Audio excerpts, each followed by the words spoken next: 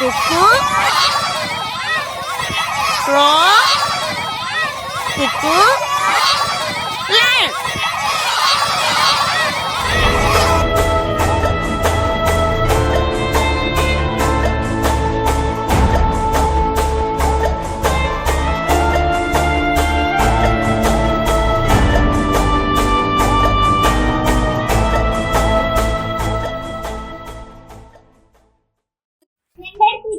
March 23 വിദ്യാർത്ഥികളുടെ പതിവുകൾ അപ്രതീക്ഷിതമായി കീഴ്മേൽ മറിഞ്ഞ ദിനം.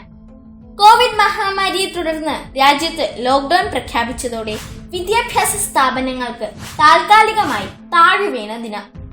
വീട്ടിലെത്തുന്ന വാർത്തകളിലൂടെ തങ്ങൾ ഇതുവരെ അറിയാത്ത പുതിയ ലോകത്തെ കുട്ടികൾ അമ്പരപ്പോടെ കണ്ടു കേട്ടു. ഇന്ന് സ്കൂളുമായുള്ള ബന്ധം കുട്ടികൾ ഉപേക്ഷിച്ചിട്ട് അരവർഷം കഴിഞ്ഞിരിക്കുന്നു. കൃത്യമായി പറഞ്ഞാൽ സ്കൂളിൽ പോകാനാകാത്ത 7 മാസങ്ങൾ. ഒരു കുട്ടിക്ക് സ്കൂൾ ഉപേക്ഷിച്ച് എത്ര നാൾ മുന്നോട്ട് പോകുവാനാകും?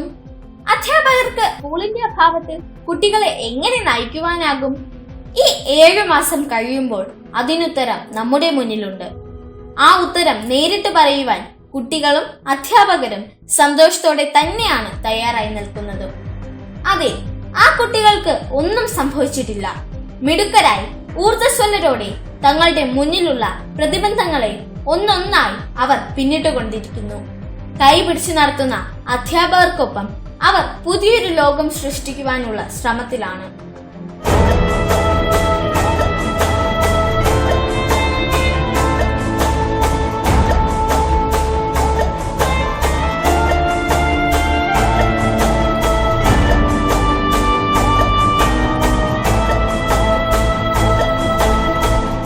വിദ്യാഭ്യാസ വർഷം പൂർത്തിയാക്കാതെ 2019-20 അധ്യയന വർഷം അവസാനിപ്പിക്കേണ്ടി വന്നതോടെ ആലന്തൂർ ഗവൺമെന്റ് UPSC അധ്യാപകരും വിദ്യാർത്ഥികളും ഒരുപോലെ ആശങ്കയിലായിരുന്നു. എന്തു ചെയ്യണമെന്നറിയില്ല. ഇതുവരെ കണ്ടിട്ടില്ലാത്ത ഒരു സാഹചര്യമാണ് മുന്നിൽ വന്നു നിൽക്കുന്നത്. എങ്ങനെയാണ് മുന്നോട്ട് പോവുക? ഓൺലൈൻ പഠനം എന്ന സ്വപ്നം എങ്ങനെ യാഥാർത്ഥ്യമാകും? ചോദ്യങ്ങൾ അനവധിയായിരുന്നു. എന്നാൽ ആ ആശങ്കകൾക്കും ചോദ്യങ്ങൾക്കും ഒരാഴ്ചത്തെ ആയുസ് പോലും ഉണ്ടായിരുന്നില്ല. ക്ലാസ് വാട്സ്ആപ്പ് ഗ്രൂപ്പുകൾ സജീവമാകുന്ന കാഴ്ചകളാണ് പിന്നീട് കണ്ടത്. ചിത്രകല, ലേഖന, കഥാ, കവിതാ രചന, ഉത്തരം കണ്ടെത്തൽ എന്നിങ്ങനെയുള്ള പാഠ്യേതര പ്രവർത്തനങ്ങളുമായി അധ്യാപകർ സജീവമായതോടെ വിദ്യാർത്ഥികളുടെ വേനലവധി ദിനങ്ങൾക്ക് ആരംഭമായി. ഏപ്രിൽ ആദ്യവാരം വിദ്യാഭ്യാസ വകുപ്പിന്റെ ആ പ്രഖ്യാപനമെത്തി. അക്ഷരവൃക്ഷം പദ്ധതി. കോവിഡ് മൂലം സ്കൂളുകൾക്ക് അവധി നൽകിയ വേളയിൽ കുട്ടികളുടെ സർഗാത്മകത പ്രോത്സാഹിപ്പിക്കുന്നതിന് പൊതുവിദ്യാഭ്യാസ വകുപ്പ് ആവിഷ്കരിച്ച പദ്ധതിക്ക് മികച്ച പ്രതികരണമാണ് സംസ്ഥാനത്തുണ്ടായത്.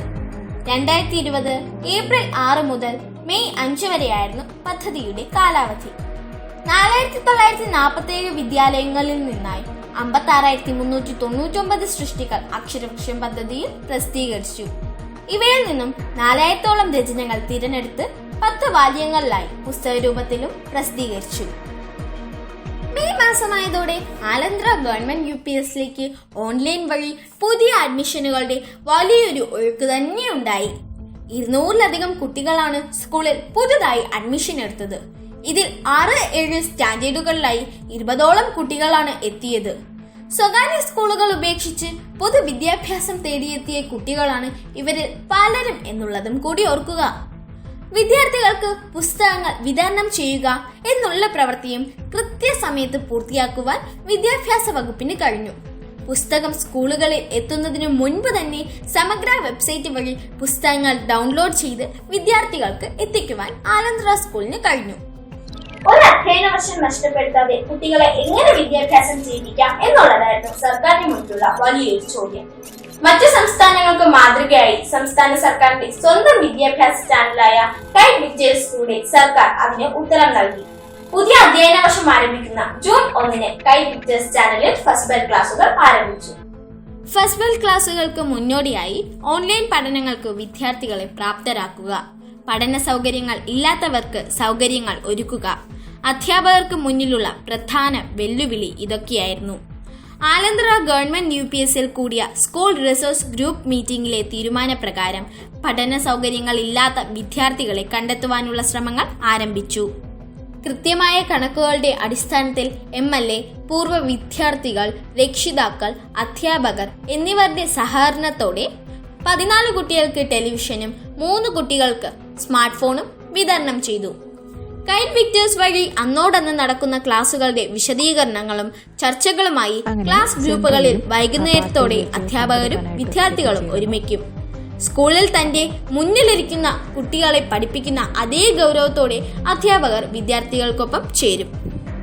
സ്കൂൾ വിദ്യാർത്ഥികൾക്ക് പ്രഖ്യാപിച്ച ഭക്ഷ്യക്കിറ്റ് വിതരണവും സ്കൂളുകളിലൂടെ കൃത്യസമയത്ത് പൂർത്തിയാക്കുവാൻ സംസ്ഥാന വിദ്യാഭ്യാസ വകുപ്പിന് കഴിഞ്ഞു. സ്കൂളുകളിൽ എത്തുവാൻ കഴിയുന്നില്ല എന്ന വിഷമമൊഴിച്ച് മറ്റൊന്നും കുട്ടികൾ അറിയരുത് എന്ന ഉറച്ച തീരുമാനത്തോടെയുള്ള മുന്നേറ്റമായിരുന്നു സംസ്ഥാന സർക്കാരിൻ്റെത്.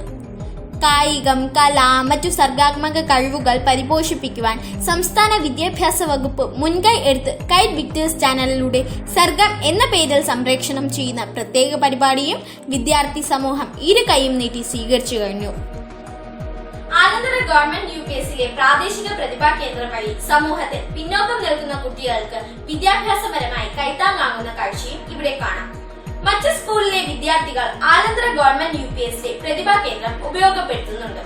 അവർക്കും പൂർണ്ണ മനസ്സോടെ സഹായം നൽകുവാൻ അധ്യാപകർ ഇവിടെ തയ്യാറാണ്.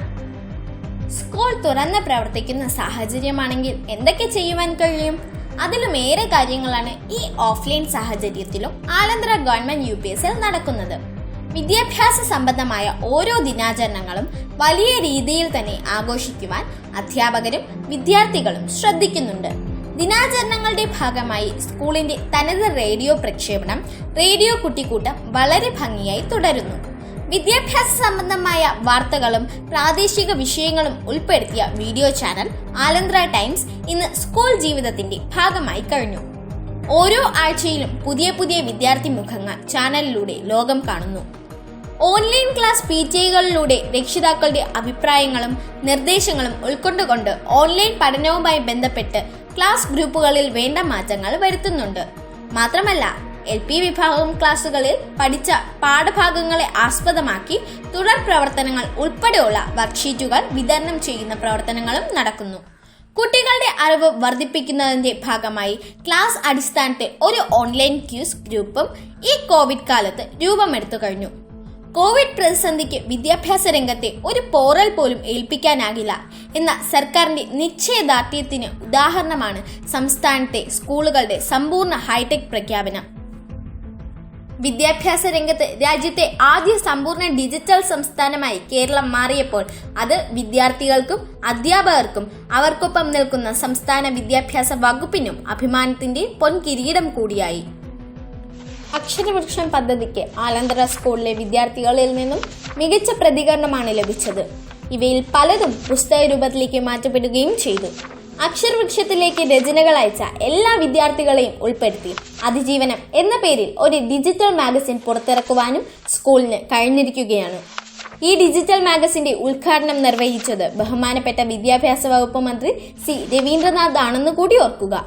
ഇത് ഒരു ആലന്തറ ഗവൺമെന്റ് UP സ്കൂളിന്റെ അതിജീവനത്തിന്റെ കഥ മാത്രമല്ല, സംസ്ഥാനത്തെ ഓരോ പൊതുവിദ്യാഭ്യാസ സ്ഥാപനവും ഈ കോവിഡ് കാലത്തെ പ്രതിരോധിച്ചത് മികച്ച രീതിയിലാണ്. സംസ്ഥാനം ഇതുവരെ കണ്ടിട്ടില്ലാത്ത ഓൺലൈൻ വിദ്യാഭ്യാസം എന്ന സാധ്യത ഈ മഹാമാരിയുടെ കാലത്ത് ആദ്യമായി അവതരിപ്പിക്കപ്പെട്ടപ്പോഴുള്ള ചോദ്യങ്ങളും ആശങ്കകളും ഇന്നില്ല. വിദ്യാഭ്യാസ രംഗത്ത് മറ്റു സംസ്ഥാനങ്ങൾക്ക് മാതൃകയായി കേരളം മുന്നേറുമ്പോൾ ആശങ്കകൾക്കും ആകുലതകൾക്കും ഇവിടെ സ്ഥാനമില്ലെന്ന് തന്നെയാണ് നാം ഉറപ്പിച്ചു പറയുന്നത്.